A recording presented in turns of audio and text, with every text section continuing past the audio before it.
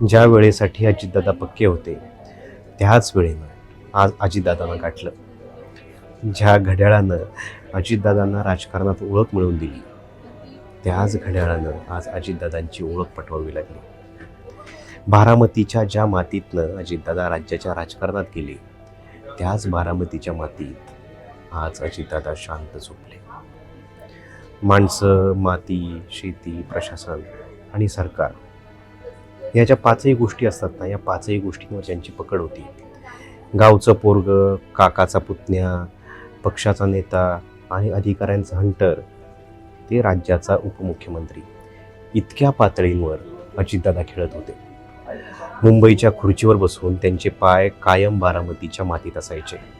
असा नेता जो रोखठोक बोलायचा, हक्कानं लोकांना झापायचा, चालू भाषणात लोकांच्या चिठ्ठ्या वाचायचा, शब्द चुकले तर मोठ्या दिलानं माफी मागायचा, प्रायश्चित्तही करायचा आणि कुणाचे शब्द खटकले तर त्याची खाटही टाकायचा.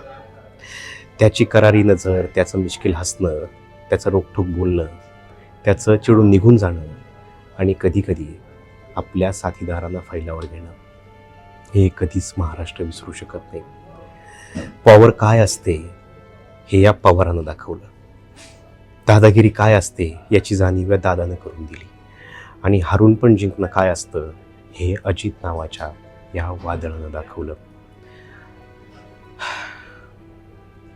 हे वादळ इतक्या लवकर शमेल असं कुणालाही वाटलं नव्हतं.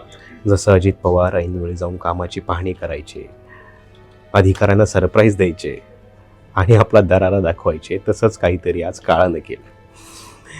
दादांनी कधीच वेळ चुकवली नाही, पण यावेळी दादांची वेळ चुकली. त्यांनी आज जरा उशिरा उठायला हवं होतं. कुणीतरी फोन करून त्यांना थांबवायला हवं होतं. विमान सुरू होण्यापूर्वीच त्यात बिघाड व्हायला हवा होता.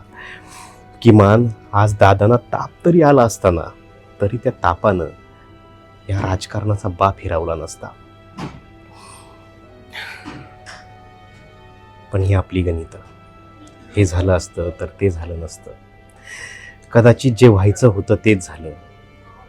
पण दादा खरं सांगतो, इतका वाईट अंत नको होता. तुमच्या हातावरचं ते घड्याळ तुम्ही गेल्यानंतरही सुरू होतं.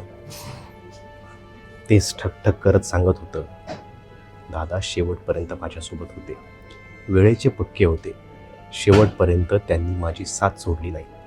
पण काळानं ती साथ सोडायला भाग पाडलं.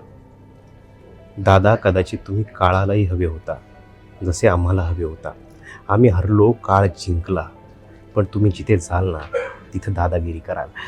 कारण वेळेच्या आणि काळाच्या हातात हात घालून चालणं तुम्हाला आवडतं. आम्ही मात्र अवेळी माणूस गमावला आहे, ज्याचं दुःख करण्यापलीकडे आम्ही काहीच करू शकत नाही, एवढं मात्र खरं आहे.